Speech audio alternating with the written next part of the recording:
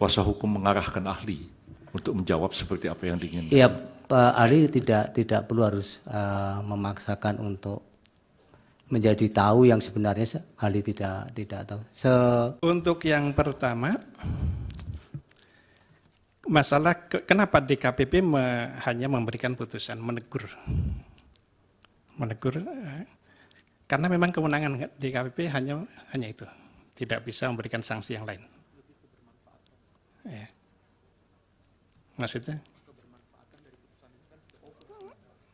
Pak Kemik, Pak Bambang, nanti jangan maaf, dusta tadi, di antara kita ya. Ya. harus ya. Semua harus benar. Ini lebih kepada Bawaslu membuat putusan yang kebermanfaatannya itu. Ya, jelaskan sama ahlinya, Pak.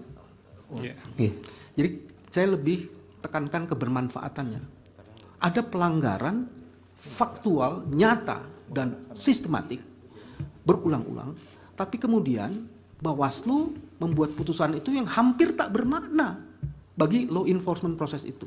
Nah, dari sisi kompetensi sekali ahli lagi, gimana itu? ya, karena itu Yang memang mulia, kewenangan. Ya, kami keberatan karena kuasa hukum mengarahkan ahli untuk menjawab seperti apa yang diinginkan. Iya, Pak ahli tidak perlu harus memaksakan untuk menjadi tahu yang sebenarnya ahli tidak tahu. Kan sudah disumpah sesuai dengan keahlian yang dimiliki. Jadi kalau Pak Bambang tanya di luar konteks yang dianukan, kemudian ahli tidak firm pada bidang itu yang ditanyakan ya tidak. Kalau masih jawab. Ya, kalau bisa jawab, silakan. Kalau dalam hukum administrasi, ketika itu menyangkut masalah, kan ada dua norma dalam hukum administrasi itu. Satu norma pemerintahan, bestur norm, itu untuk penyelenggaraan tugas-tugas sebagai pejabat negara, sebagai ASN, itu tunduk pada bestur norm.